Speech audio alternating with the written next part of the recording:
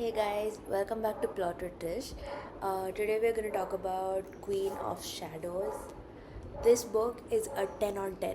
It is perfection. Selena embracing Aelin, finally becoming Aelin. I have been waiting for this shit for so long. So long. Finally. Anyways, okay, so the book starts with Aelin actually coming back to Rifthold way before she was actually supposed to come back as Selena. So she obviously has been hiding. She's dyed her hair red. Uh, the end of the previous book, Era Fire, was Dorian getting possessed by the Valk Prince. So he's in control, and Aiden getting captured, Ailen's cousin. Aiden getting captured, and he is said to be beheaded on Dorian's birthday. So obviously, it's a trap to make Aelin come out of the shadows and rescue him.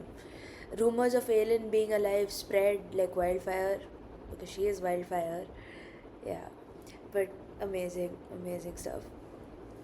So it starts out with Ellen spying in the vaults on Arabin, and then she sees that Keol is meeting with Arabin. She's been dreading meeting Keol, obviously, after what happened, how things ended with them. Rowan is still back in Wendelin. Wendelin, yeah, he's still back there. She ordered him to stay, because he swore the blood oath to her. So she finds out about Aiden from Arabin, that Aiden is captured. So obviously she now starts to hatch a plan on how the hell she should rescue him. Arabin obviously gaslights her and says, "I care about you. Of course, I tried to rescue you from Endovier and all that crap." But she knows the truth. She knows that he was the reason Sam was killed. She knows that he was the reason she was sent to Endovier. She is going to take one hell of a revenge against him. So Aiden was dying of an infection in the dungeon. He did not want Aelin to come and save him because he didn't want her to get caught. He was ready to die. He was hiding the infection, but somehow he gets to know. They get to know that he's dying of an infection, and they heal him.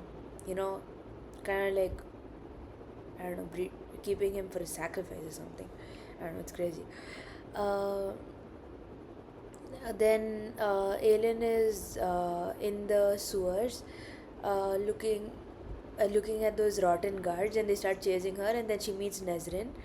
Nezrin is Keol's ex before Selena. Yeah. So Nezrin leads her to Keol, and Keol and her talk. I guess now Keol is finally working for the rebels. Finally, he picked a goddamn side.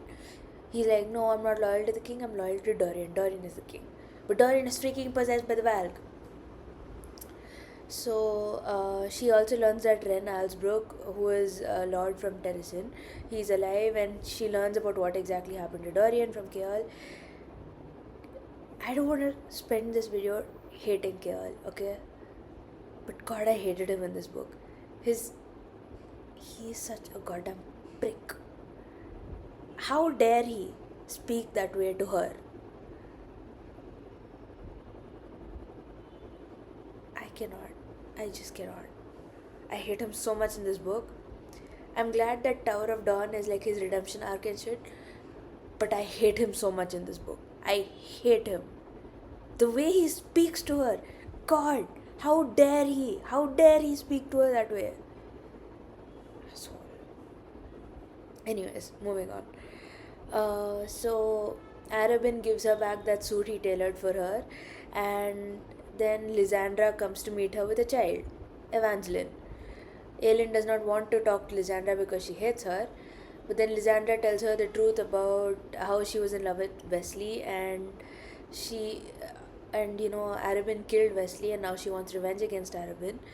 And Wesley was trying to save Sam and her, but then Selena wouldn't listen, so she wanted to help. And also turns out that Evangeline was another child sold to be a courtesan, but the reason Lysandra is not free yet from her debts is because she took on Evangeline's debt by mutilating her face so that she does not have to live a life as a courtesan.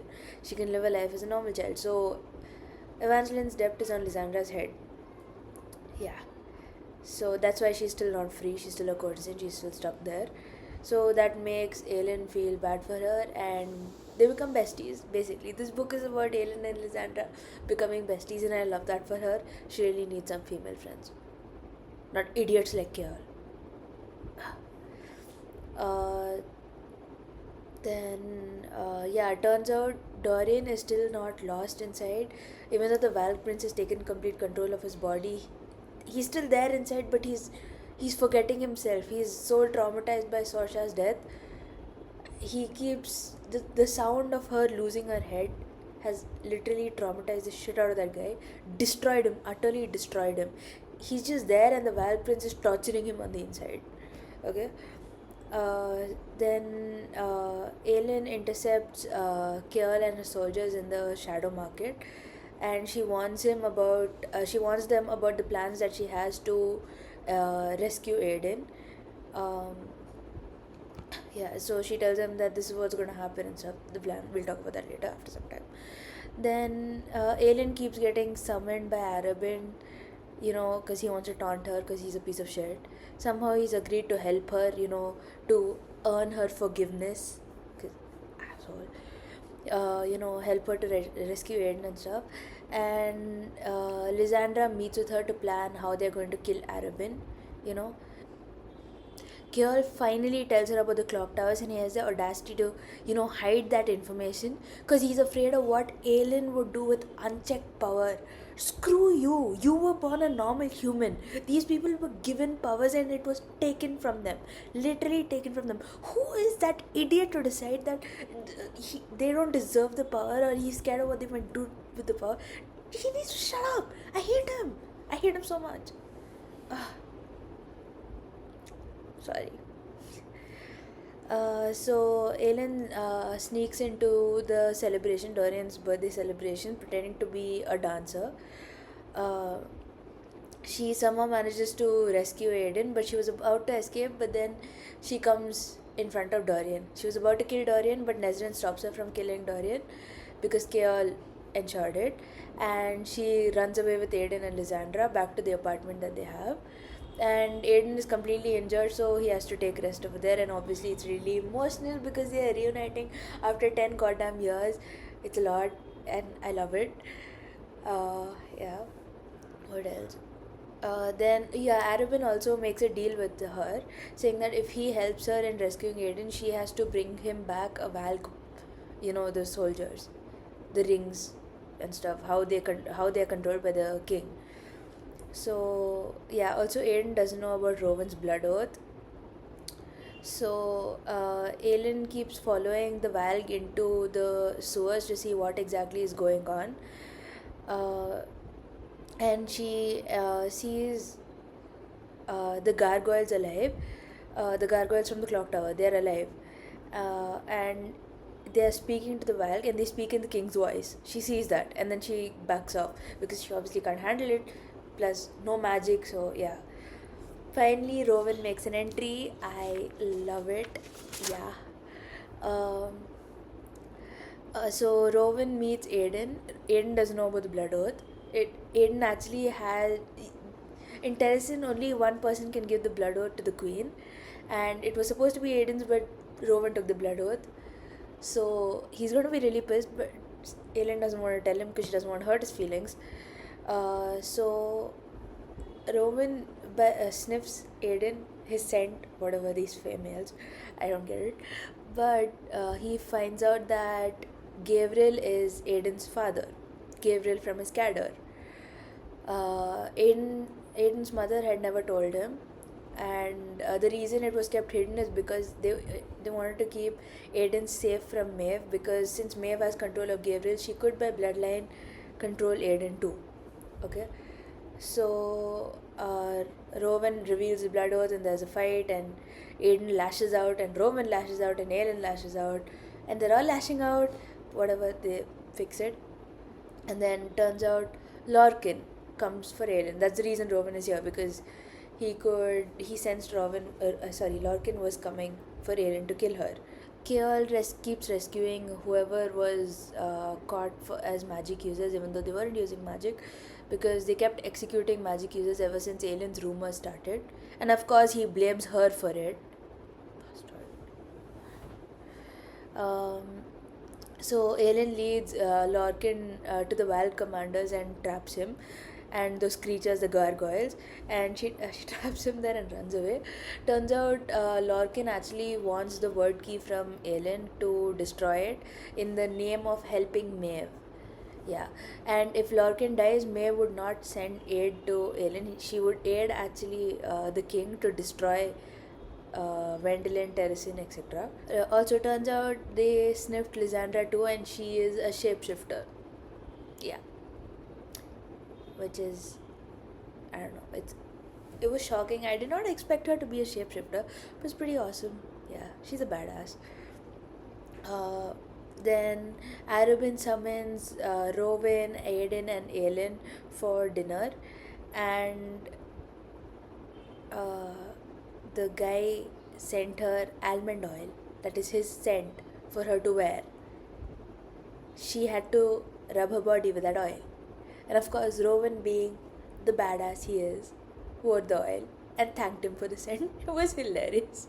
It was hilarious. So they had actually captured a demon, and they take the demon to Arabin, the wild demon, whatever soldier, and they tell Arabin that it's the ring that controls him. So Arabin takes the ring, and they lie to Arabin saying that something, you put your blood on it and then you can control whoever wears the ring or some shit. They lie to Arabin, obviously. They make the demon lie to Arabin in exchange for giving the demon some relief. So obviously Arabin is a piece of shit, disgusting. He's so disgusting. He he slips the ring onto Aelin and wants to control her. Basically, she wanted to know his intentions. So he wants to control her, and he touches her as though he has a right to her and stuff. Or he finally gives her the amulet of Orinth, the third word key. He gives it to her, and turns out obviously it was a fake ring. It was a fake ring. She used it to find out his intentions, and then Lysandra kills Arabin in his sleep.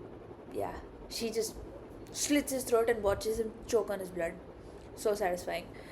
Then Aelin also switches Arabin's will. That's what she was doing in the bank. She switches his will such that he leaves all his belongings, all his money, everything to her. That's going to fund Terracin's army. That's how she got the money. Amazing, amazing plot.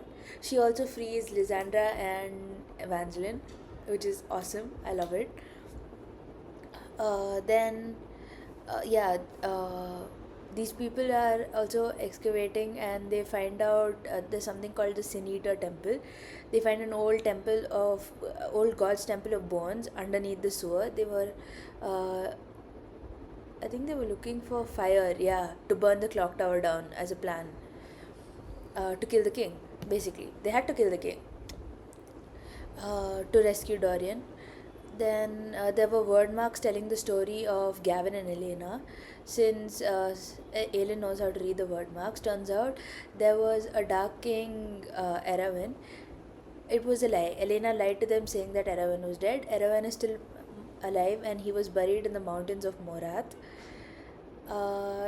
He was contained there, where the king kept sending people. So, yeah, that was a big thing.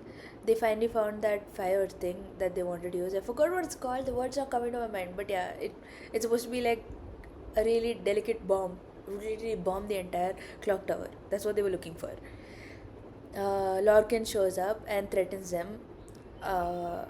He wants the word key in exchange for Athril's ring. Turns out Athril's ring is actually protection against any Valk possessing you.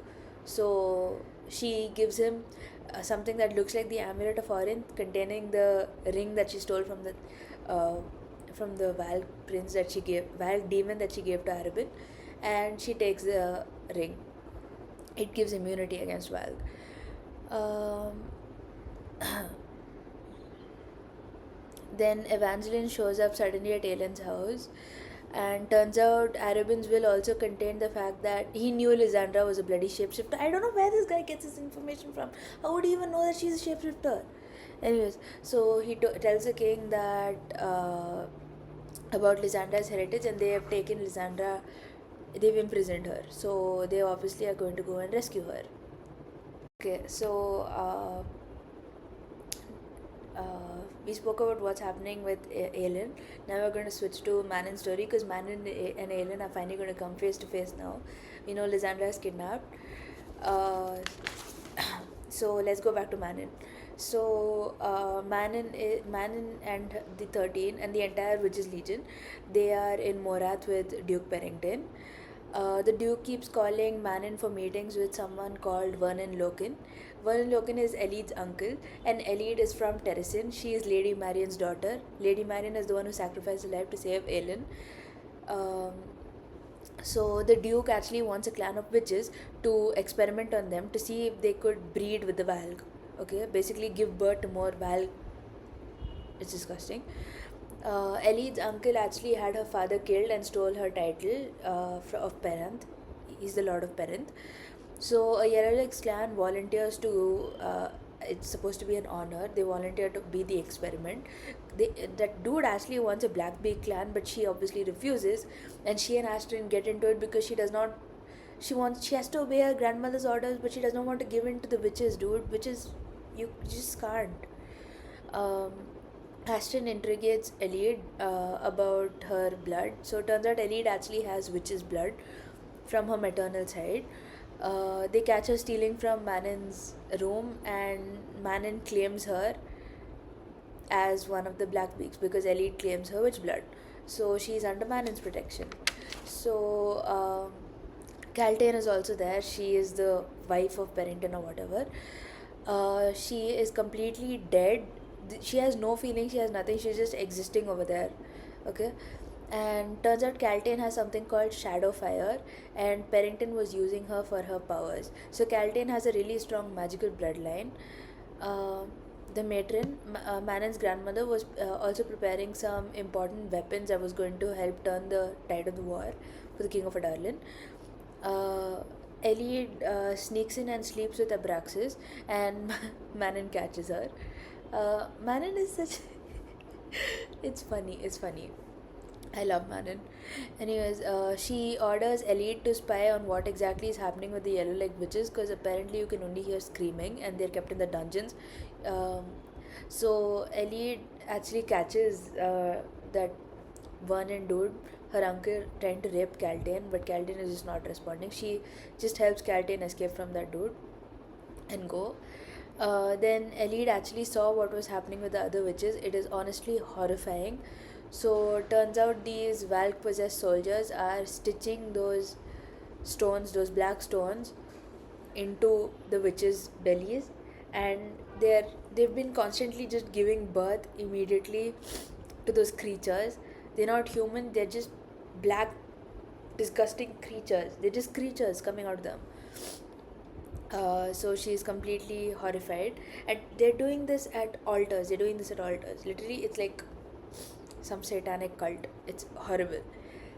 The Duke orders Manon and the 13 to take Caltaine to experiment on a village to see how far her shadow fire would burn them. So it turns out the shadow fire actually is black fire coming out of her, but it does not burn out of the skin. It causes you pain inside. It's different from Aelin's fire. Roland, cousin of Dorian, he's also possessed, and he is sent into the room with the 13 to, use those dark magical powers to bring out their worst nightmares.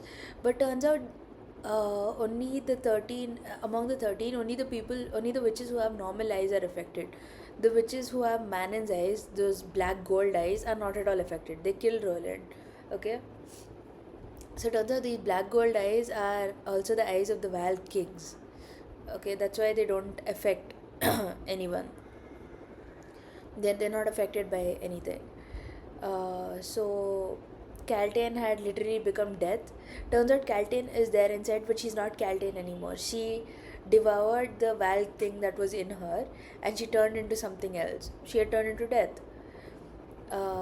So Manon and the 13 had been called to meet the king. Yeah, so this is where Manon and Aelin connect. Okay, so the king actually had Lysandra in the wagon, and he had Dorian with him. And they wanted to meet Manon's grandmother in the Oakwood forest. Okay, so Manon was summoned there, and Aelin and her friends had hatched a plan on how to rescue Lysandra. And Keol finally agreed that Dorian needs to be dead. He cannot be rescued because he's not there inside. So Manon meets Dorian. Aelin and all are hiding in the side.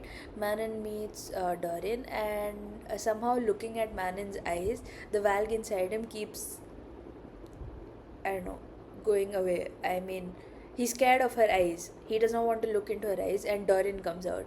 And Manon's eyes bring Dorian out, which is amazing. Uh, so they're flirting or whatever, and they manage to rescue Lysandra. And Keol, the idiot, diverts from the plan and takes the wrong route to go and kill Dorian and ends up in front of Manon and the 13. So obviously Aelin has to rescue him. Aelin, Rowan, all of them, Aiden. Uh, so he was about to escape. Manon was like, okay, alright, I'm not in the mood to kill, and they leave. And Aelin reveals that, haha, I killed Baba Yellowlegs. And obviously they're like, which killer? They got the scent from around her neck, the markings that Baba Yellowlegs had left on her. And they have a fight. Manon versus Aelin, it's like such a close fight. They're fighting and fighting, and Aston is, attacking them, and Rowan gets hurt. So Manon almost gets killed, but Aelin helps her, rescues her. She feels a thread of fate pulling towards Manon. Okay, the same thread that she feels towards Yeren. The thread, the way she changes people's lives. Okay, she felt it towards Manon. Okay, and she didn't want her to die, so she saves her and she escapes. Um, so it turns out the weapon that Manon's grandmother was helping make were giant reflective mirrors for Shadowfire. As in, if Caltaine puts a Shadowfire through it, it could literally burn down the freaking armies. Literally. Okay? So Vernon catches Ellie trying to escape and locks her in the dungeons. Um Astrid finally tells Manon exactly what happened between her and her grandmother. So it turns out Astrid long ago met a human, and she got pregnant. She fell in love. She got pregnant, and she was summoned by her grandmother, so she had to leave. And witchlings are extremely sacred, so her grandmother was really happy that she was pregnant, and I think she lied to protect that human. She didn't go back to the human guy that she met, she was in love with, to spare him. She didn't want to kill him. She loved him. And if Manon's grandmother found out that he was still there, she would have him killed. So she had a baby girl, but it was stillborn. And Manon's grandmother didn't even allow her to hold the baby. She burnt it. And what she wrote, she carved unclean into Astrid's stomach and threw her out. And Astrid somehow survived through all of it and came back with the Kroken's heart, I think. And Manon didn't know about any of this. And she became Manon second. Her grandmother is such a raging bitch. I hate her so much. There was a thread nagging at Manon about what happened with Aelin, because now she owes Aelin a life debt. She could feel the threads of fate basically pulling at them. These people feel it. Okay, I love that concept. Fate pulling at you. That feeling, I love it. So Manon flies to Rifthold because the threads of fate are calling her. Manon leaves messages all over Rifthold that Dorian was still in there because she saw it. She saw him inside. Her eyes see everything, bro. She's so goddamn powerful. I love her. I love her just as much as I love Aelin, bro. You cannot make me choose between them. I need both of them. Um, so Aelin and Rowan take the the ring, and give Lorcan the fake thing. Then Keol's men were killed. The one she wanted to rescue were killed, and she goes back as Selena. She wears the mask of Selena again, and now she goes to the king saying that she found Keol, and she was trying to fool him, but the king already knows that she's Aelin. Yeah, she thought he didn't know, but he knows. Of course, he knows. The guy is a demon. Uh, so also Lorcan had lied The plan was that Rowan and Aiden would go underground and destroy the clock tower, while Aelin and Kjell would go to the king and manage to kill the king and free magic. Okay, and basically kill Dorian too. Okay, that was the plan. So Lorcan had lied. He did not kill those goddamn word hounds, those gargoyles on the clock tower. He had just given them Rowan's scent. So they were attacking them, and they somehow managed to. And the clock tower getting blasted was obviously delayed, okay, because Rowan and Aiden were fighting for their lives down there. Uh, Lysandra was supposed to leave, but then she comes back to help them. But that's later. Wait, sorry, I forgot. So the king is taunting Aelin and Kjell, and sends Dorian after Aelin to kill her. Turns out the Eye of Elena can actually be used to unlock Erawan. Okay, that was what the king used to unlock Erawan. Uh, the, so Kjell takes on the king. He's trying to hold him back while Aelin is running away from Dorian. So basically, only Dorian has magic right now. Aelin doesn't have magic. Uh, so Lorcan finally shows up to help Rowan, the piece of shit, even though what was happening was because of him. And they finally destroy the tower, and magic was free. Aelin is completely injured, but then she heals herself with the magic because magic is suddenly released and she gets back into her Fey form, okay, and she has the fire. So she puts the ring on Dorian, Athril's ring, so the wild demon gets destroyed and she removes the collar and Dorian is back, okay. Lysandra came, magic was free, so she shapeshifts into a monster, a snow leopard. A leopard of sort. I forgot what it's called, oh my god. Ghost leopard. Yeah, a ghost leopard. Jesus, no leopard. Ghost leopard, I mean. And Aelin and Dorian hold hands, and their powers are infinite, literally infinite. The king says that he has killed Kjell, and he attacks them with the darkness, but they snap the darkness away, and the king is no more Valg. He is back to human. He is finally human, and he tells them all the truth. So turns out, when the king was young, he actually unlocked Erawan by accident with Duke Perrington, and Erawan is already unlocked. You get it? He's already there, and Erawan is Duke Perrington. He is inside him. I was so shocked. I honestly thought Erawan would be the king. I did not expect it to be that idiot Duke. Ugh. So there was just a minion in the king, and he had actually built the towers. He had fought against the Valg long enough to build the towers to remove magic so that the Valg could not send the magic on Aelin and Dorian to save their lives. He had actually done it to save their lives. Okay, he had outlawed magic for that. And he had purposely provoked Aelin in her house when she was a child so that he could use her wildfire to burn the Valg out of him. He wanted to die. God, I went mad listening to the king's explanations. And Dorian was obviously in denial. He was like, no, he's lying. Everything he's saying is a lie. And he kills the king. He kills his father. And he destroys the entire goddamn glass castle. He brings the glass castle down. And they're all falling. And somehow Rowan uses his wind to slow down Aelin and Dorian's fall. Lorcan steals the ring back and runs off. Also, since Kjell had decided to sacrifice his life to stop the king, the Eye of Elena that Aelin had slipped into his pocket protected him. You know, that guy is such an ungrateful dude. Everything she has done is for him. She has saved his life countless goddamn times, and he speaks to her that way. It pisses me off. How dare he speak to her that way? So annoying. The things he said to her, it's just I wanted to chuck the book somewhere because of the way he was speaking. I hate him. She has done everything to protect him. Everything.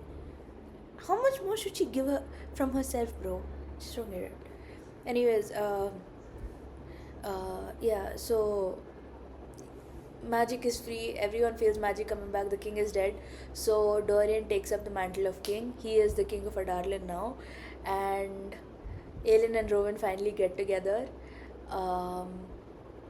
They go back to Terrasin. Finally, Lysandra goes along with them. Aelin makes her a lady of a land. I forgot which land, but yeah, she Yeah, so they go back to Terrasin. They find, and you know the thing is, the smell of Terrasin is the same as the smell of Rowan, and she realizes that moment that Rowan smells like home. The foreshadowing, I love it. I literally had tears in my eyes. I love it. This is literally like the last happy ending until the last book, dude. Next book is gonna traumatize the shit out of me, literally. So Keol also, yeah, while fighting the king, Keol survived, but he ends up paralyzed. Okay, so he can't move his legs, and Dorian wants to send him and Nezrin to the tower, the tower in the southern continent, the southern continent, to heal him. Yeah, he wants to send them. It's called that. Is it tower? I forgot what it's called. Uh, so yeah, Elite was stuck there at the same time in Morath. Elite was stuck there, and Manon finally goes back and realizes that Elite has been kidnapped, and she rescues Elite. And yeah, Caltain also finds them, and Caltain literally burns the shit out of Morath. She kills all those yellow leg witches who were used as experiments, and turns out the reason she has so many powers is because she has a word key embedded in her. Okay, it's a word key, and she removes the word key, wraps it up in the piece of the cloak that Selena had given to her when she was in the dungeon, and she gives it to Elite, saying that you have to return this to Selena Sardothian. And Manon grabs Elite and leaves, and Caltain burns down Morath, and then she's just dead. Okay, she is amazing, and she's dead. I was hoping that Lorcan, no, sorry, not Lorcan, sorry, Vernon Loken would be dead, but apparently he didn't die. Stupid guy was still alive. So Manon rescues Elliot. She takes her away. They fly on the wyverns, and they leave. And she dumps Elliot somewhere and tells her, "You have to make it on foot. Go back to Terrasin." And Elliot heard about Aelin, everything, that Aelin is alive. Manon tells her everything, and yeah. So that was the end of the book. Amazing book. I love this book. So much happened. I can't wait to read the next book. Okay, thank you for watching, guys. Bye.